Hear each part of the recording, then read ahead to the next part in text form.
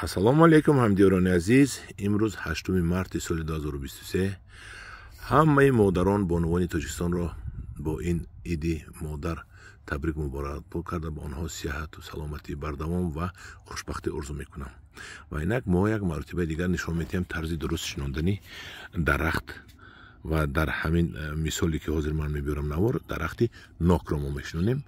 Ман ҳамин дарахти нок, ин дарахтро ман дастрас намудам аз ниҳолҳои мирбоз ки дар бозори Ҳисор мефурӯшад, аз ҳамон ман дастрас намудам. ноки будааст дар зерпайванди Мирабуланд будаасту навашро намедонам. хай мешинонем нокро. ҳозир ман ба шумо гап мезанам чӣ хел шинонем. як гӯра гӯям ки ниҳолҳои мирбоз ниҳолҳои хушсифат мебошанд, ҳамааш хушсифат мебошанд ва метавонед аз бозори Ҳисор рафта харидорӣ кунед. ҳамон бозори Ҳисор ягона дарахтоне ки дар танааш ҳам хел дамаш тиқпаспор дорад, ин аз они мирбоз аст. равед харидорӣ кунед, хушсифат мебошад. мегузарем ба шинондани ҳамин дарахт. чуқри мо меканем гирд 6 сантиметр, дохилашам 6 сантиметр. мо 80 мекандему, имрӯз 6 сантиметр кандем ва чунки ин пайванди мо аз инҷо пайванд шудагиаст, аз инҷо пайванд ва мо бояд аз инҷоба то ана ҳаминҷа бояд хок гуронем ва як 4-5 сантиметр аз ҷои пайванд поён дар берун аз хок биёяд. ва ҳамин тавр мо чуқуриро кандему, дар зери чуқурӣ як сатил пору рехтем. ам поруро омехта кунед, аралаш кунед. Не ам поруи дар он чуқуриро майда кунед. дидед анавай поруи сиёҳи кӯҳна донистамонед, поруи сиёҳи кӯҳна ки мана резонак шудагӣ. баъд аз болои пору боз мепартоем ками хокро, хоки рӯи заминро. анан рӯи замин хок мо майда кардем ва партофтем ду лапотка тунук накун.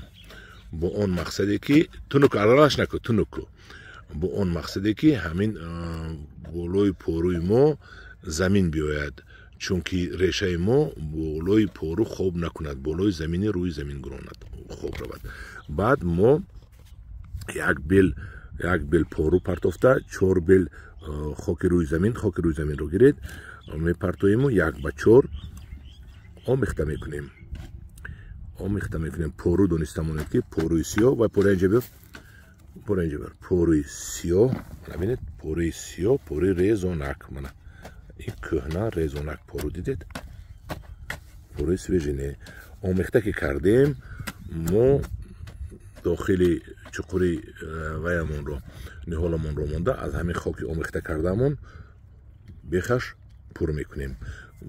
ин хоки мо хоки ғизонок шуд ва болои реша мо пур мекунем. дуруст рост қапеша рост истад. ҳамхел биқинаш хокро пур карда ҳамек бошад сум мезанем ки хок равад. бас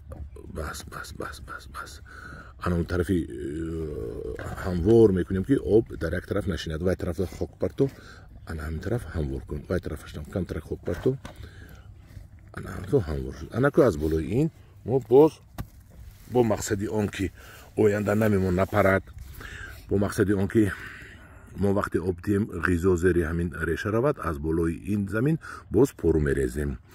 пору ин дафъа метавонем поруи свежи, лекин мана поруи кӯҳна ки дорем, поруи кӯҳнаро мерезем. майда кун гирдашро майда кун. белхати не наҷиқа ба початон. ба бел майда кунед, наҷиқед ба початон. ҳамхел майда кунед, чунки ин пору намро мехапад ва боз вақте об додем ғизо меравад. ана акнун мо об мерезем. обро 40 литр мерезем, чунки ҳамин чуқрии мо аз об бояд пур шавад. гирдо ба гирд резед. ана ҳамхел об резед, борезед. ана ин 10 литр, ана ин 20 литр.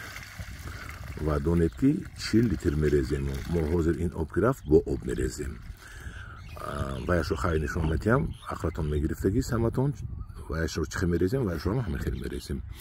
ҳамдиёрони азиз дониста монед ки дилхоҳ дарахт офтобро нағз мебинад. Одам ҳам офтоб дар кор, барои обам офтоб дар кор, барои кӯҳам, барои дарахтам, барои ҳайвонам. Ба чизе ки дар дунё ҳаст зери офтоб мерояд ва ниҳоле нест ки зери соя рӯяд. Ба ман бисёр савол метиҳанд ки дар соя фалон дарахт мешавад, дар соя фалон дарахт мешавад. Як бора ман ҷавоб диҳам, дар соя ягон дарахт намешавад. дар соя ҳатто алаф ҳам намешавад. агар камтарак офтоб расад баъд ҷон мегирад, набошам намешавад ҳеҷ чӣ. барои ҳавай дониста монед ҳамеро ки дар соя ҳеҷ чиз намешавад. боз савол метиҳанд ки ангур дар лаби дарё мешавад, дар ин ҷо мешавад, дар он ҷо. ангур дар лаби дарё ҳам мешавад, аз дарё дур ҳам мешавад, дар роҳатӣ ҳам мешавад, дар панҷикент ҳам мешавад. хеле саволҳо бисёр метиҳанд. хай бачаҳо оста ёд мегиранд, ҳамна ман ёд метиҳам, онҳо ёд мегиранд ва мин баъд мо бо оби қатрагӣ ин ниҳолро об метиҳем. ман ҳамин шланги оби қатрагӣ ҳаст ки аз соли гузашта мондагӣ аст ва ман ин шлангро баъд бехи ҳамин ниҳол мемонаму тугмача мечаспонда оби қатрагӣ хати бо оби қатрагӣ ҳамин ниҳолро об медиҳам. ҳамдиёрони азиз, ин буд яке аз тарзҳои дуруст шинондани дарахт ки дарахти шумо тез ба вой расад. мо аллакай зери ин дарахт 2 сола ё 3 сола хӯрокашро ворид намудем, заминро ба қувват кардем ва баъд аз 2 сол боз гирди ин пору рехта, дору рехта пӯбел мекунем. Имсолу соли дига мо ба гумонам дига дору натием, пору натием бас, чунки дору поруро аллакай мо дар даруни ҳамин чуқурӣ ворид намудем. ана ҳамдиёрони азиз, баҳор омада истодааст. дарахтони ангурро аксарашро хунук задааст.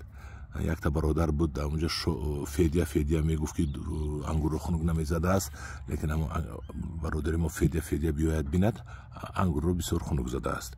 хай мебинем имсол аз чашмакҳои дуюм, сеюм гуфта мо дар ангур чашмаке мегӯем ки боз дар зери чашмаки аввал чуқуртар хоб ҳаст, вай бедор шуданаш дар кор.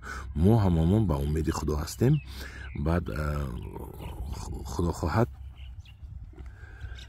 ҳамаш бояд сабзад.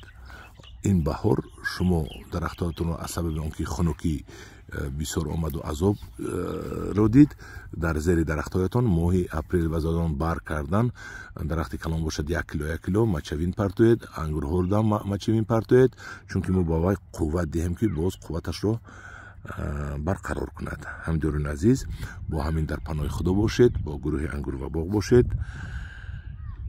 подписаться кунед, лайк монед, маъқул шуда бошад. дар паноҳи худо бошед.